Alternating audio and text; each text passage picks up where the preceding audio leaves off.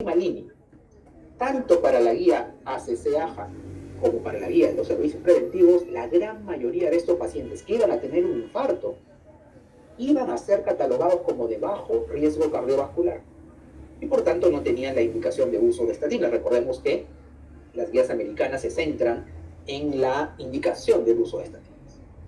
Así que estos pacientes no iban a ser identificados como de alto riesgo y posteriormente iban a tener un infarto de miocardio.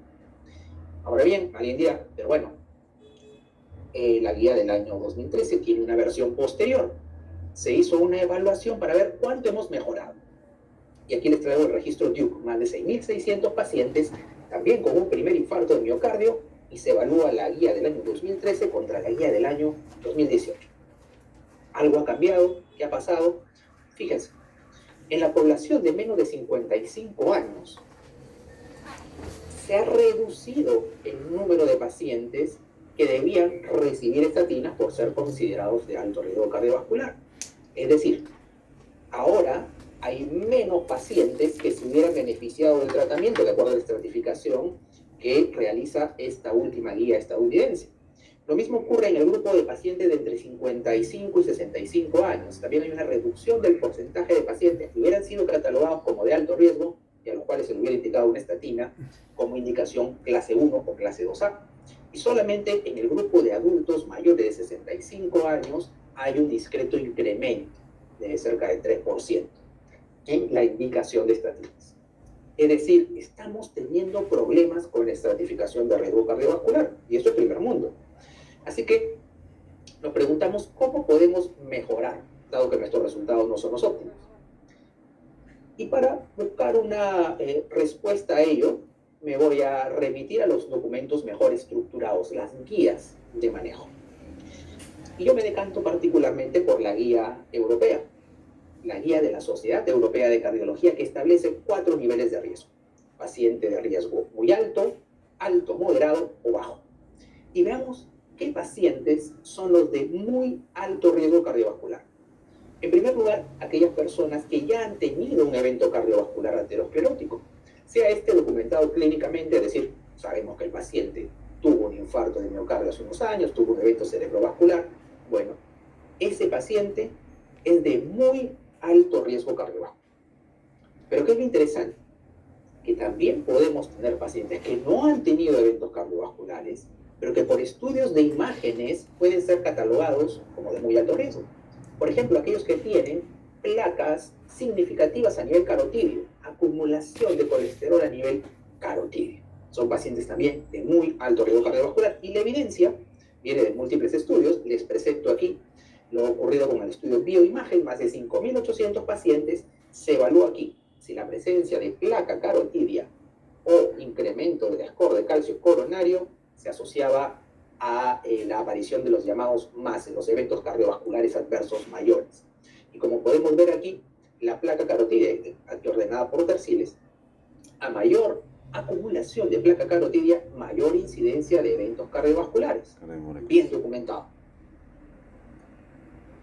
¿Qué otros pacientes son catalogados como de muy alto riesgo cardiovascular?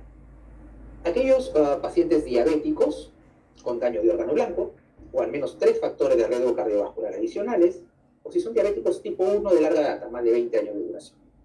Los pacientes con enfermedad renal crónica, una tasa de filtración glomerular por debajo de 30, pacientes con una puntuación de riesgo, que en el caso específico de la guía europea es la puntuación de riesgo SCORE, mayor a 10%. Esto significa mortalidad cardiovascular a 10 años, superior a 10%. Y los pacientes que tienen hipercolesterolemia familiar, una entidad que de pronto no está siendo muy evaluada en nuestra realidad, con un factor de riesgo cardiovascular adicional. Vamos a hacer un comentario posterior de lo que son los scores de riesgo. Muy bien. ¿Qué pacientes son de alto riesgo? Aquellos que tienen uno de los siguientes factores aquí mencionados. Una elevación marcada de un único factor de riesgo, un paciente hipertenso resistente, por ejemplo, pacientes con hipercolesterolemia familiar sin otros factores de riesgo cardiovascular, diabéticos sin daño de órgano blanco, pero más de 10 años de evolución, o un factor de riesgo cardiovascular adicional, pacientes con enfermedad renal crónica y tasa de filtración entre 30 y 50, pacientes con una puntuación de riesgo SCORE de entre 5 y 10%, En el caso de los pacientes hipertensos, si hay rigidez arterial, hipertrofia ventricular izquierda, microalbuminuria, son también de alto riesgo cardiovascular. Riesgo moderado diabéticos jóvenes y con puntuaciones intermedias, y bajo riesgo los pacientes que no tienen ninguno de los factores previamente mencionados. Y entonces, ¿qué puntuación de riesgo utilizar? Lo primero que hemos hecho al recibir a nuestro paciente en consulta es identificar los factores de riesgo cardiovascular tradicionales. Hemos hecho una evaluación cualitativa, pero hay que pasar a una evaluación cuantitativa que es sugerida por la mayoría de guías internacionales. Sin embargo, hay que dejar claro que no existe ninguna puntuación específica de población latinoamericana o peruana, mucho menos aún. Existen algunos esfuerzos individuales en Chile, en Colombia, tratando de ajustar, por ejemplo, el Sport Framingham para su población. No existe uno, como les digo, particular de nuestra población. Sin embargo, hay algunas sugerencias. Veamos lo que nos dice la Sociedad Interamericana de Cardiología en este documento respecto a guías sobre hipertensión arterial.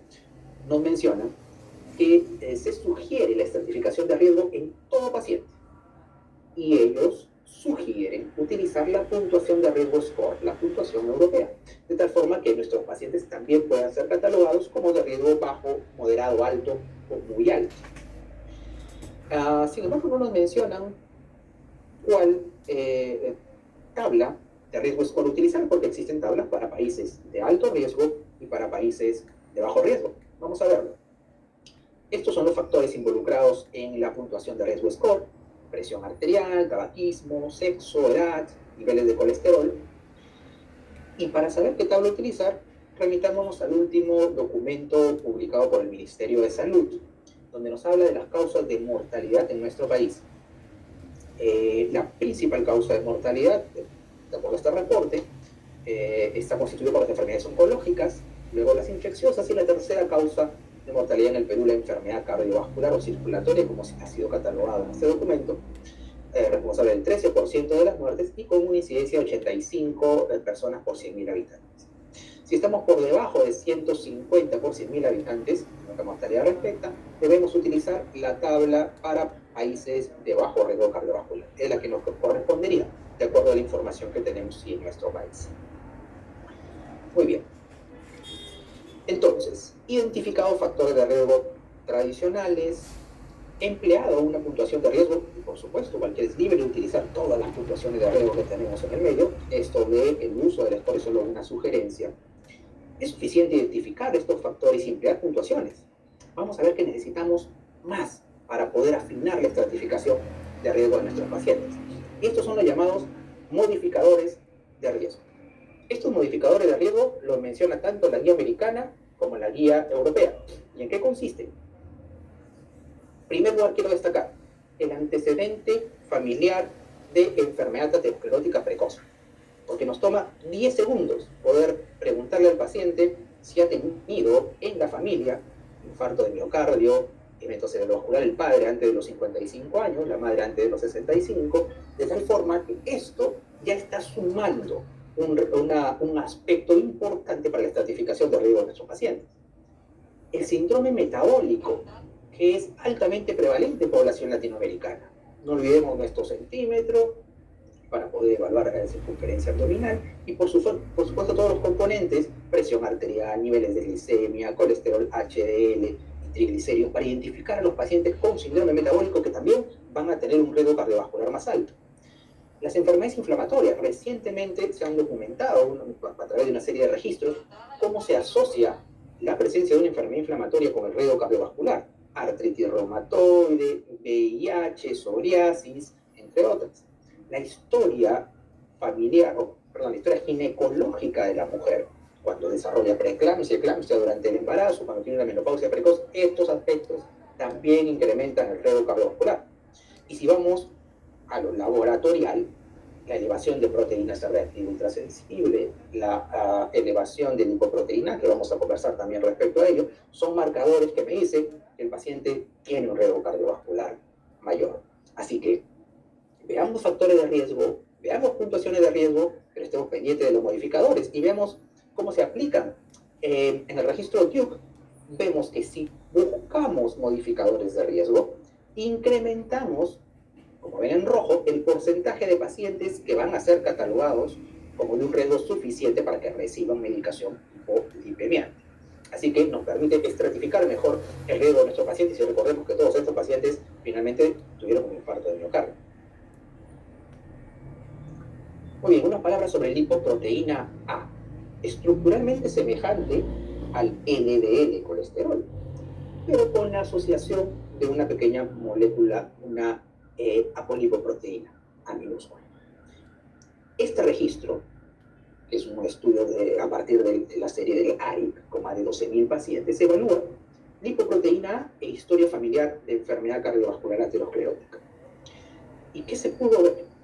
Que ambos se potencian. Nosotros pensábamos que teníamos antecedente familiar de enfermedad cardiovascular y teníamos lipoproteína A elevada, probablemente con una asociación, pero lo que nos dice esto es que cuando se asocia lipoproteína A más la historia familiar, el pronóstico desde el punto de vista cardiovascular es aún peor. Pero son factores de riesgo independientes. Esto refuerza el uso de la lipoproteína A como una herramienta para estratificar el riesgo de mi paciente. ¿Y qué pasa con el score de calcio? Que es una herramienta muy utilizada actualmente. Este es el esquema del grupo estadounidense. Voy a resumirlo. Ustedes van a ver aquí en las estrellas el riesgo limítrofe e intermedio. En esos pacientes donde, a pesar de haber identificado factores de riesgo, utilizado puntuaciones, evaluado modificadores, aún creo que puedo mejorar mi estratificación, me quedan dudas, pues ahí entra el score de calcio y la evidencia también es muy amplia. Del mismo estudio de bioimagen, vemos que a mayor nivel de calcio coronario, mayor es la incidencia de los eventos cardiovasculares adversos mayores. Muy bien, y resumiendo la estrategia de estratificación. ¿Qué hacemos en primer lugar? Una aproximación cualitativa. Evaluación, identificación de los factores de riesgo cardiovascular tradicionales. Pasamos en segundo lugar a una evaluación cuantitativa, con una puntuación de riesgo la que ustedes crean más conveniente. Lo que les he mostrado son algunas sugerencias de expertos. En tercer lugar, potenciadores de riesgo. Esas condiciones que cada vez nos muestra más de la literatura que pueden hacer que nuestro paciente sea de un riesgo cardiovascular mayor y por tanto mi terapia va a cambiar. Y finalmente, si aún me quedan dudas al respecto, el score de calcio es la mejor herramienta para terminar de estratificar a este paciente, porque si el paciente tiene un score de calcio 0, su riesgo de desmayos es muy, muy bajo. Y esto evidentemente nos va a dar cierta tranquilidad. Y hay dos principios de manejo fundamentales. Uno, enfatice los cambios en el estilo de vida, siempre. Y lo segundo, las medidas preventivas que voy a establecer dependen del riesgo de mi paciente. Si el paciente tiene un riesgo cardiovascular muy alto, pues mi terapia será mucho más intensiva para reducir ese riesgo cardiovascular. Muy bien. ¿Y hacia dónde vamos en la estratificación de riesgo? Vamos hacia la aterosclerosis subclínica. Fíjense, la exposición a una serie de factores de riesgo hace que se acumule colesterol a nivel de nuestras arterias, como podemos ver ante la exposición de una persona a estos factores de riesgo que ustedes ven aquí en la lipemia de base. Muy bien, les traigo aquí una revisión de muchos estudios con coronariografía. Cada una de esas barras es un estudio en el cual se hizo una coronariografía, se midió la estenosis, la estrechez de la arteria coronaria, más de 3 meses antes del infarto. En ese momento la estenosis es de alrededor del 30%. 3 meses antes del infarto la estenosis está alrededor del 68%. La misma que permanece al momento de que se produce el infarto de miocardio. ¿Qué vemos aquí entonces? Que tenemos una etapa de aterosclerosis subclínica antes de que el paciente haga el evento cardiovascular. Allí podemos intervenir, allí podemos cambiar la historia natural de la enfermedad. Y es frecuente la aterosclerosis subclínica, como para darle la relevancia que se está planteando. Pues existe un trabajo muy importante, el estudio PESA del grupo del Dr. Valentín Fuster. Más de 4.000 personas sin enfermedad cardiovascular aterosclerótica, son trabajadores de un banco español. Como ven allí, entre 40 y 54 años, 77% no tienen factores de riesgo cardiovascular, o tienen apenas uno solo, con cualquier persona. Cuando buscamos aterosclerosis subclínica en todos los territorios, arterias carótidas, aorta, femoral y hacemos acorde de calcio, podemos identificar que hasta 63% de los pacientes presentan aterosclerosis subclínica, altamente prevalente. Pero ¿qué es más interesante aún? Estos hallazgos. Como pueden ver aquí, los pacientes que tienen un colesterol LDL entre 50 y 60, estudio PES, no tienen aterosclerosis subclínica. En cambio, aquellos que tienen un colesterol LDL entre 110 y 120, y recordemos que la guía europea nos sugiere menos de 116 en pacientes de bajo riesgo, pues 45% tienen aterosclerosis subclínica, incluso de múltiples territorios, con colesterol aparentemente normal. ¿Cuál sería el nuevo enfoque entonces, a partir de la evaluación de la aterosclerosis subclínica? Conocemos que prevención primaria es intervenir antes de que se desarrolle un evento cardiovascular y secundaria es prevenir la recurrencia de un evento. Lo que se plantea es que la prevención primaria podría ser prevenir el desarrollo de aterosclerosis subclínica, y si identificamos aterosclerosis ya tendríamos que ser más intensivos con la medida para que el paciente no desarrolle un primer evento. Un nuevo enfoque. Muy bien. ¿Viste entonces la estratificación de riesgo cardiovascular? ¿Cuál es el tratamiento de la dislipidemia? Lo primero es establecer objetivos terapéuticos. Si tenemos un paciente de muy alto riesgo cardiovascular, mi objetivo de colesterol LDL es menos de 55 miligramos de cilitro. ¿Okay? Ese es el punto a donde debo llevar a mi paciente. Y si he conseguido el objetivo de colesterol LDL menor a 55 miligramos de cilitro, debo mirar mi colesterol no HDL, que es simplemente la resta de colesterol total menos el colesterol HDL, menos de 85. Y si tengo las herramientas en mi centro, puedo buscar apolipoproteína B y llevarlo a menos de 65 miligramos de cilitro. Así que tengo un primer objetivo terapéutico bien establecido en función del riesgo cardiovascular de mi paciente. Por eso es importante estratificarlo de forma adecuada. Bien, tenemos los objetivos entonces claramente definidos. ¿Qué pasa en la realidad? Este es el registro europeo, más de 27 países, el Euroaspire 5. ¿Qué se guardó aquí? Estos pacientes tenían todos enfermedad coronaria, por tanto, eran pacientes de muy alto riesgo cardiovascular. Y podemos ver que solo el 50% recibían hipolipemiantes de alta intensidad. Primer mundo. Y lo que es más llamativo aún, solo 29% de los pacientes alcanzaron el objetivo terapéutico, que para ese entonces era menos de 70 miligramos de cilitro de colesterol LDL. Solo 29%, pacientes de muy alto riesgo cardiovascular. Imagínense cómo habrían sido estos porcentajes con la guía actual, buscando menos de 55 miligramos de cilitro. Muy bien, y un punto interesante es que en terapia combinada, el uso de ezetimibe con estatinas, se alcanzó un 52% del objetivo terapéutico, algo más, lógicamente mayor potencia con la combinación. ¿Y cuáles son las alternativas de tratamiento? Hace un par de semanas se publicó un trabajo muy interesante en el JAMA, donde se hace una revisión de estos 12 grupos terapéuticos.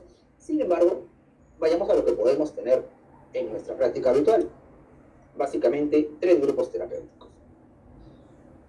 Estatinas, muy conocidas por todos ustedes, ezetimibe, bloqueo de la absorción intestinal de colesterol, y los inhibidores PCSK9, que también siguen el mismo mecanismo de las estatinas en relación al incremento de los receptores para LDL. Estas son las 3 herramientas más frecuentes. Y vayamos a algunos aspectos prácticos. Las estatinas. Tenemos estatinas de baja, moderada y alta intensidad. Nosotros sabemos que en función de la dosis que utilicemos y la estatina que utilicemos, vamos a conseguir cierta reducción del nivel de colesterol LDL. Si utilizamos dosis de alta intensidad, más de 50% de reducción del colesterol LDL.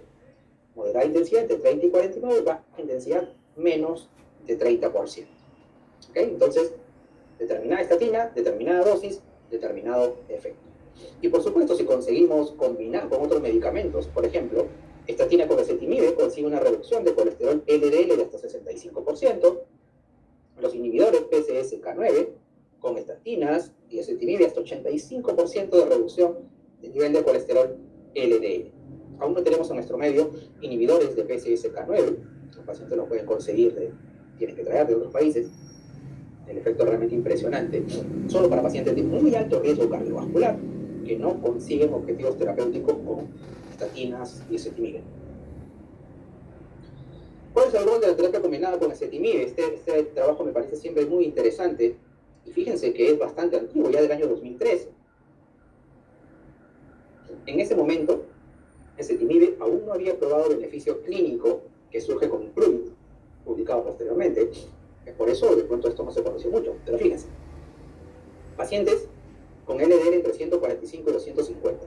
Si usted tiene un paciente que recibe atorvastatina 10 miligramos y yo le agrego ezetimibe, consigo hasta 53% de reducción de colesterol LDL. Si su paciente, y esta reducción es semejante a una reducción de atorvastatina 80 miligramos.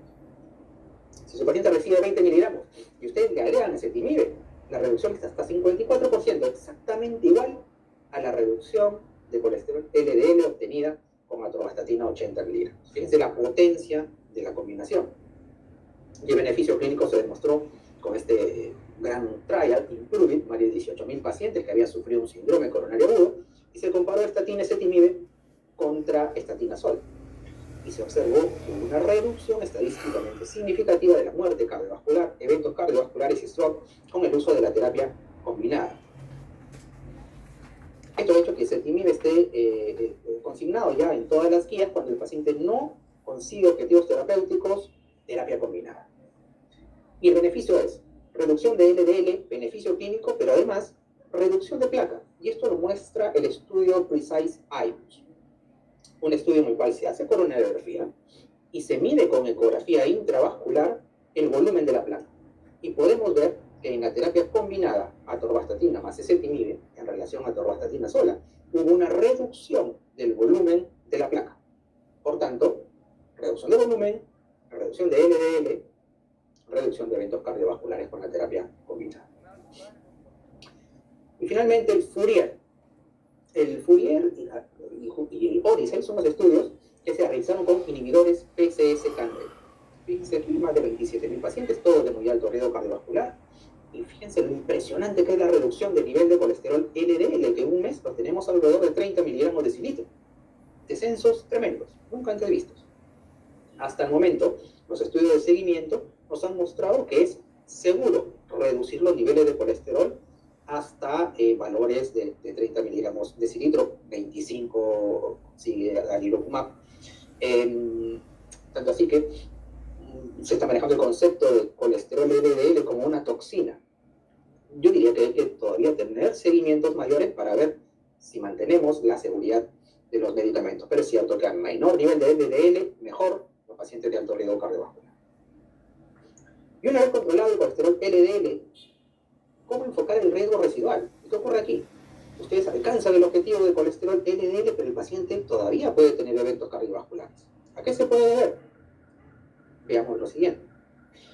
Si mi paciente tiene un riesgo determinado y yo reduzco su nivel de colesterol LDL, luego de que lo he estratificado, supe cuál es el objetivo terapéutico, reduzco colesterol LDL, 39 miligramos de decilitro de reducción implican entre 20 y 25% de reducción de eventos cardiovasculares. Pero aún no existe un riesgo adicional. Que puede haber todavía factores no modificables, genéticos probablemente, pero también hay factores lipídicos modificables. Entre ellos, les menciono dos: triglicéridos, básicamente por su expresión de lipoproteínas ricas en triglicéridos, que son heterogénicas, VLDL, remanentes de VLDL y LDL, que se van a acumular en la placa y van a generar eventos cardiovasculares. Y la lipoproteína A. Triglicéridos, damos algunas menciones prácticas, algunos aspectos prácticos. En primer lugar, está claramente establecido que a mayor nivel de triglicéridos, mayor es el riesgo cardiovascular. ¿Cuál ha sido el problema? Que los estudios que se han diseñado para reducir el riesgo cardiovascular en pacientes con hipertrigliceridemia, como podemos ver aquí en el punto final primario, pues no han resultado. Lo mismo cuando hemos hablado, o vemos que en otros estudios con fibratos, los estudios con DHI, es decir, las combinaciones del ácido eicosapentanoico y docosahexanoico tampoco han sido beneficiosos, solamente hasta la aparición del estudio REDUCE-IT con el ácido eicosapentanoico. ¿Qué implicó este estudio?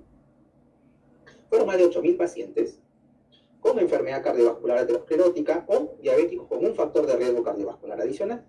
Y se les dio EPA, el ácido eicosapentanoico, versus un aceite mineral como placebo. Y lo que podemos ver es que hay una reducción de eventos cardiovasculares con el uso de EPA. Por tanto, si tenemos un paciente con niveles de LDL bien objetivos, pero aún los triglicéridos elevados en 350 y 499, esos pacientes se pueden beneficiar del uso del ácido eicosapentanoico. Y respecto a la lipoproteína, unas palabras. La lipoproteína, esta molécula que les he mencionado, muy semejante al colesterol LDL, se ha asociado con un riesgo cardiovascular incrementado. Fíjense lo que ocurre aquí. Este es el estudio del Biobank de Reino Unido, más de 460.000 pacientes. En aquellos que no tienen enfermedad cardiovascular de base, la presencia de lipoproteína elevada, aquí medida en nanomoles por litro, se asocia a un riesgo cardiovascular mayor. Lo mismo en aquellos que ya tuvieron eventos cardiovasculares. Esto ha hecho que las guías planteen la evaluación de lipoproteína. Los europeos nos dicen que una vez en la vida debería usarse lipoproteína. Los estadounidenses lo plantean como un potenciador de riesgo cardiovascular. Así que, ¿qué podemos concluir de toda esta información? He tratado de condensar toda la información respecto a estratificación y manejo de epidemias. En primer lugar, la identificación de los factores de riesgo cardiovascular tradicionales va a iniciar la estratificación. Yo tengo que evaluar si mi paciente, y eso lo hago con mi historia clínica, es hipertenso, es diabético, fue fumador, porque yo ya identificando ese factor de riesgo puedo empezar a emplear terapias que al controlar estos factores de riesgo ya están reduciendo el riesgo del paciente. En segundo lugar, se sugiere adicionar una evaluación cuantitativa, una puntuación de riesgo. Ya les he dicho lo que sugieren algunos expertos, pero uno pudiera optar por una determinada puntuación. Siempre debe considerarse la presencia de los potenciadores de riesgo. Los estudios de imágenes, sea la ecografía vascular o el ecuador de calcio, permiten clasificar y modificar el riesgo del paciente. Y el resultado de mi estratificación define mi objetivo terapéutico. Alto riesgo, menos de 55 miligramos de cilitro de colesterol LDL, bajo riesgo, menos de 116. Finalmente, el empleo de estatinas, ezetimibe e inhibidores PCSK9 como grupos terapéuticos principales me permite alcanzar los objetivos terapéuticos planteados. Muy bien, esto es lo que les he traído para conversar, para charlar ahora, doctores. Estoy a su disposición. Comenzamos con la primera pregunta. ¿Cuál es el objetivo primario y cuál es también el objetivo secundario del tratamiento hipolipemiante? Ok, bien. El concepto aquí es estratificación de riesgo, y una vez estratificado el paciente de riesgo muy alto, alto, moderado o bajo, tengo mi objetivo terapéutico para colesterol LDL. El objetivo primario es siempre el colesterol LDL.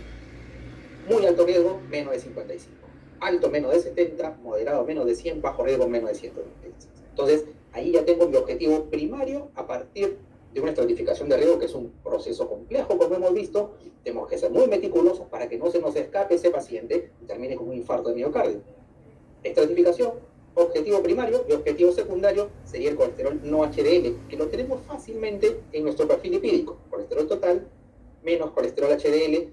También tenemos un objetivo terapéutico secundario, que es 30 miligramos de cilitro superior al colesterol, al objetivo de colesterol LDL, para que se nos quede fácilmente en la memoria. Muchas gracias, doctor. Vamos con otra pregunta. ¿Qué grado de efectividad tiene el gen fibrofilo, o considera que ya no debe utilizarse en el manejo de la hipertrigliceridemia?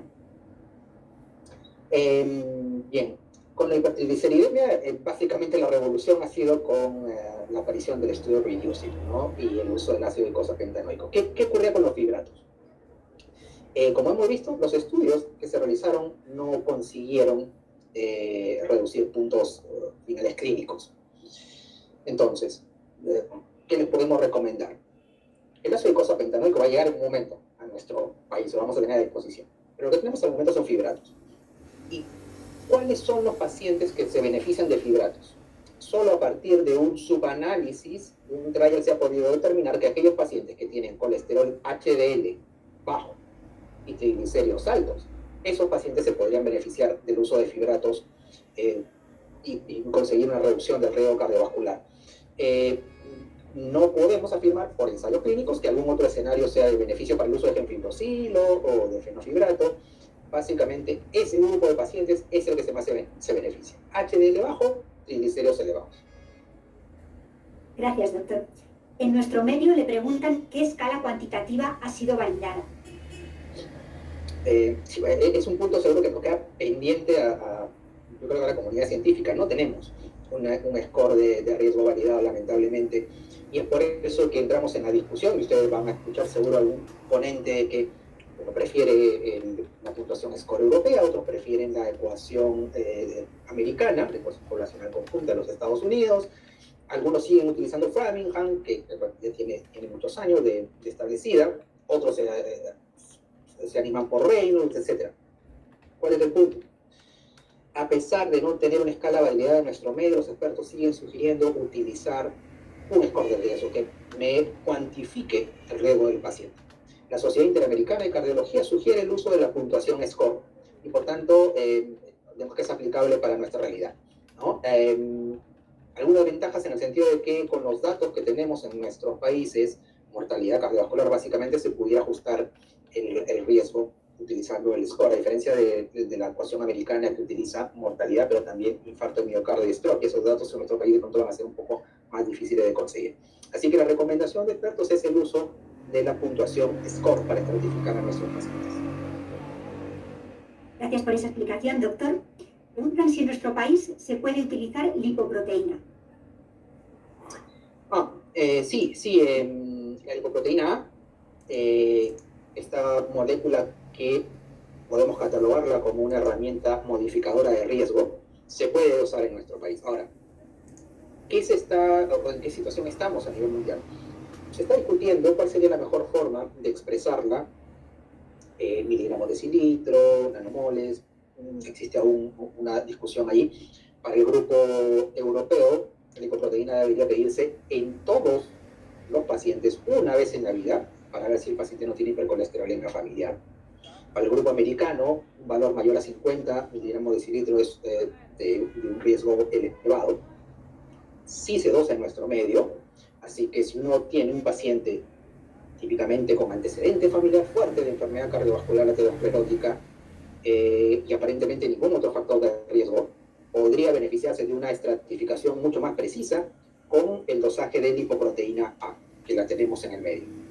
Así que es una herramienta que se viene utilizando o investigando, digo, cada vez con mucha más frecuencia y que puede ser de utilidad también para la estratificación de nuestros pacientes. Continuamos con las preguntas, estamos recibiendo bastantes dudas. ¿Existe algún tratamiento que eleve el colesterol HDL? Punto interesante. ¿Qué ocurre con el colesterol HDL? Se hicieron varios trials con una serie de medicamentos, los CEP, los medicamentos que buscaban elevar el nivel de colesterol HDL y a partir de allí, obviamente, conseguir beneficio clínico. Lamentablemente, los resultados no fueron los que hubiéramos esperado. Se conseguía elevación del colesterol HDL sin beneficio clínico.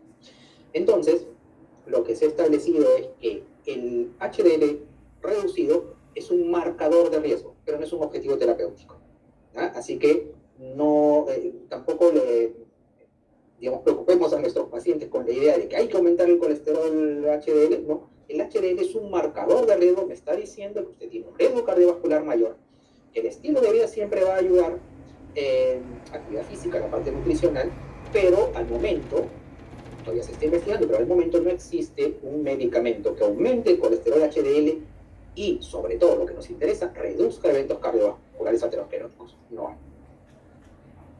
¿Y el tratamiento se debe dar para siempre o solamente por un tiempo determinado? No especifican qué tratamiento, es un poquito general. Sí, pero seguramente es el tratamiento hipolipemiante en general, que es una pregunta que nos hacen, yo creo que todos los pacientes que recibimos en consulta.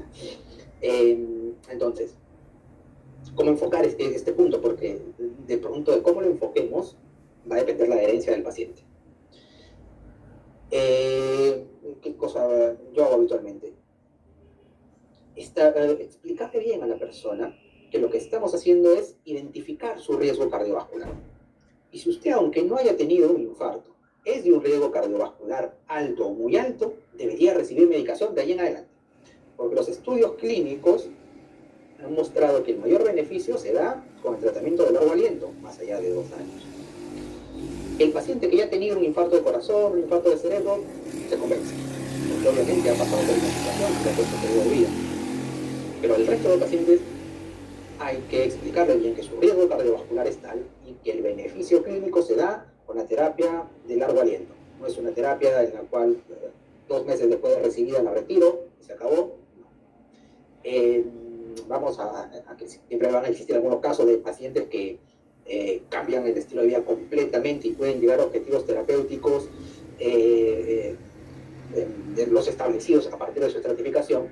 En la gran mayoría de pacientes el tratamiento debe mantenerse como el tratamiento antihipertensivo de por vida. Y como prevención primaria, ¿se recomienda siempre asociar un antihipertensivo con un hipolipemiante? Es otro punto interesante, lo que es prevención primaria. ¿Cuál es la idea? Yo debo hacer diagnóstico de hipertensión arterial, y para eso tenemos una serie de herramientas, sea un monitoreo ambulatorio de presión arterial, un monitoreo domiciliario de presión arterial protocolizado, o tomas de presión arterial en consultorio repetidas, y hago diagnóstico de hipertensión arterial. Solo en esa situación indico un medicamento antihipertensivo. No es que yo pueda tener un paciente que tiene 110/70, pero que tiene un riesgo cardiovascular moderado, y entonces digo, le voy a dar un antihipertensivo como prevención primaria. No. Debo hacer diagnóstico de hipertensión, debo estratificar el riesgo de mi paciente para establecer el objetivo de colesterol LDL, pero no prescribir sin, digamos, alguna especificación, un antihipertensivo o un paciente solo como prevención primaria, no, sino como diagnóstico. ¿Qué se puede hacer en casos de 6 meses de tratamiento si persisten los triglicéridos altos?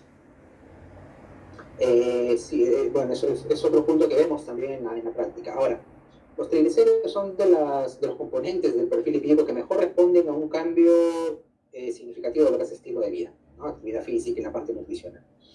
Pero si no fuera así, sí, obviamente es posible utilizar medicamentos en este momento. Lo único que tenemos disponible básicamente son los fibratos. Después de que he conseguido el objetivo de colesterol LDL, que siempre va a ser el primario, luego no HDL, luego voy a ponerme a mirar los triglicéridos, si están aumentados, es posible utilizar fibratos. Ahora, no les vamos a decir que si solamente tienen triglicéridos elevados, voy a dar medicación y voy a reducir el riesgo cardiovascular. Todavía nos falta más evidencia al respecto, pero es cierto, y más aún con todo lo ocurrido a partir del Reduce-It, que los triglicéridos son un factor asociado con riesgo cardiovascular, debido a que nos están expresando una riqueza en lipoproteínas heterogénicas, y eso es un riesgo para el paciente.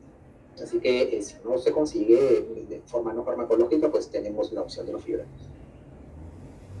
Muchas gracias, doctor. ¿Quieren saber qué ocurre cuando se usan escalas que no están validadas? Si es posible que haya algún factor de corrección para afinar su certeza. Sí, bueno, lo primero, de acuerdo a los datos que tenemos, es que podemos utilizar la puntuación de bajo riesgo, y se sugiere, y eso está en la misma guía, en las mismas guías europeas, y también lo menciona la CIA, que hay un factor de corrección de 0.7 para nuestra población, ¿no? Así que es una alternativa. Obviamente lo ideal sería pues tener una escala validada en nuestro medio. Es un gran trabajo, pero al momento no lo tenemos. Lo que estamos intentando en parte en el Instituto Nacional Cardiovascular es hacer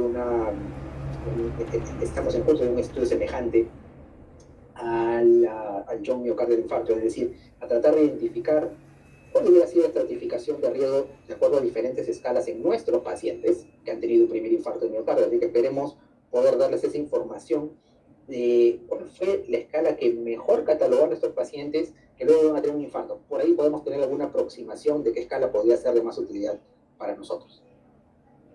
Gracias. Una pregunta muy concreta ahora. ¿Cómo se mide el score de calcio coronario? Ok.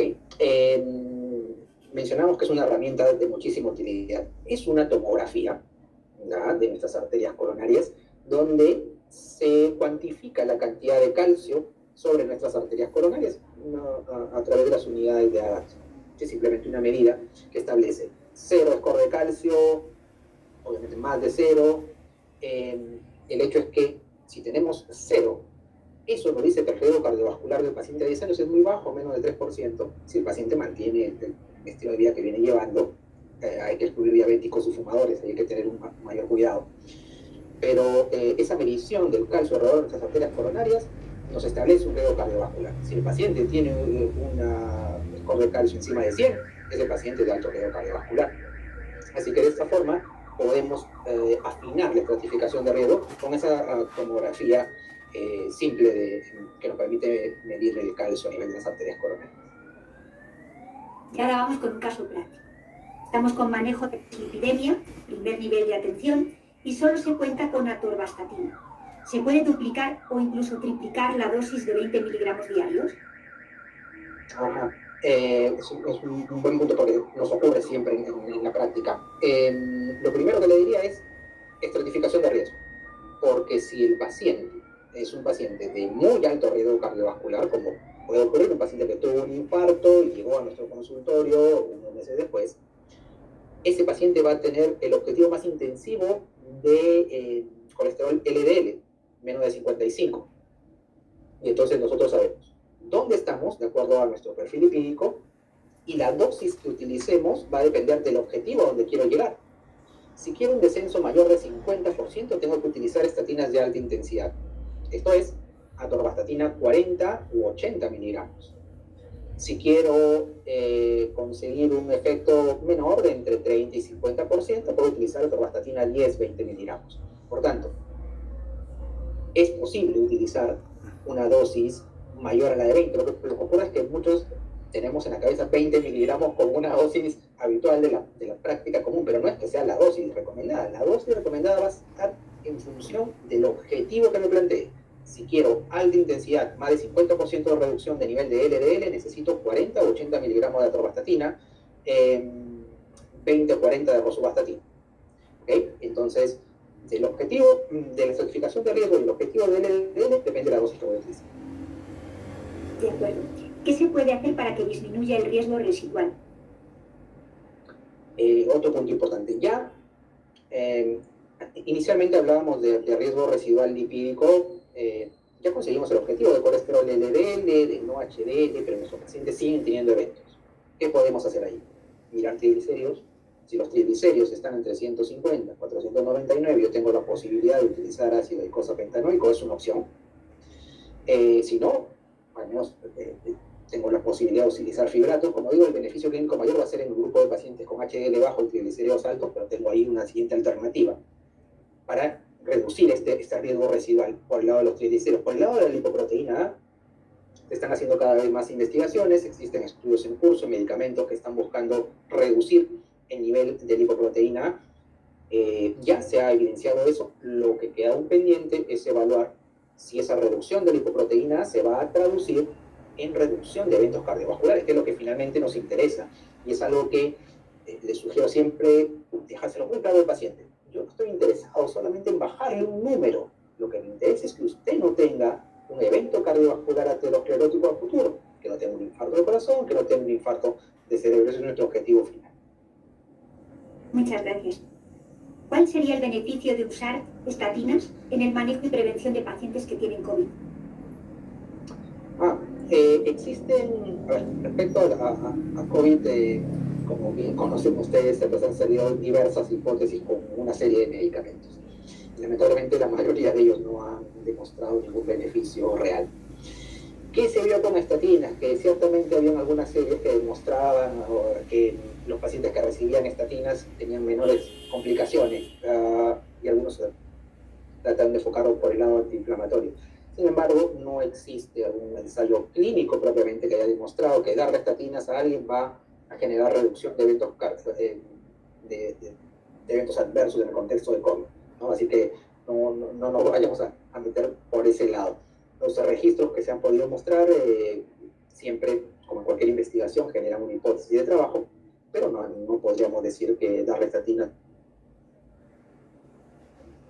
a un paciente va a reducir los eventos adversos en el contexto de COVID. Doctor, hemos visto que han estado nuestros doctores muy atentos esta noche porque todavía tenemos más preguntas. Sí. Y vamos a con las últimas, vamos a dar paso a las últimas. Así que presten mucha atención. Okay. Vamos a ver. ¿Cuál sería el papel de la dieta hipolipemiante en pacientes con riesgos y en qué ayudaría? A ver, siempre se va a recomendar, obviamente, una dieta saludable, pero esto va a depender mucho del riesgo cardiovascular que hayamos establecido en nuestro paciente, ¿no? Si tengo un paciente de muy alto riesgo cardiovascular, siempre, por supuesto, voy a plantear que tenga una dieta apropiada. Sin embargo, no va a ser suficiente para reducir su riesgo. Así que yo diría que siempre va a estar de por medio. Sin embargo, no es absoluta como para poder manejar el riesgo de nuestros pacientes, ¿no? A ni hablar de ejercicio y la parte nutricional son básicas en toda situación.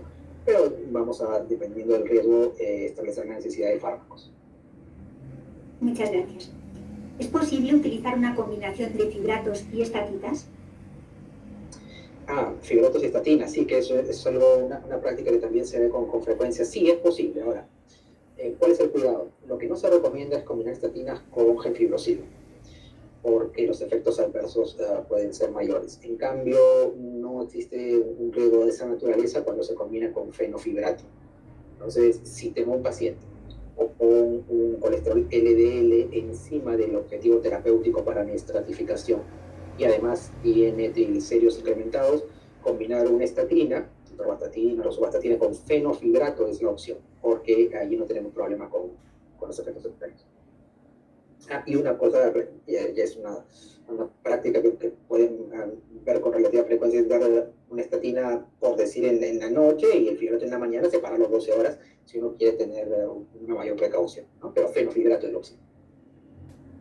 Le comentamos también que entre todas las preguntas le dan las gracias, le felicitan por su exposición, también que Muy encantado, de verdad que con todas las preguntas, es un gusto conversar con ustedes. Me gustaría verlos a todos para poder hablar directamente con todos, pero está siendo un gusto participar de esto. Larga conversación sería con tema tan interesante. Vamos a dar paso a la siguiente. ¿Qué tipo de fibrato se puede asociar a la atorvastatina? Lo que comentábamos, fenofibrato. Fenofibrato es la alternativa por seguridad. Así que no tenemos ahí efectos secundarios significativos cuando combinamos atorvastatina con fenofibrato. ¿Cuánto tiempo mínimo se requiere con estatinas para estabilizar la placa aterosclerótica? Muy buena pregunta, lo que comentamos más es el beneficio clínico cuando tenemos un paciente que está más allá de 1 o 2 años con el uso de la medicación. Sin embargo, los estudios que han mostrado reducción de placa son estudios así también, de larga duración. No estamos hablando de un par de meses, sino son tratamientos más prolongados.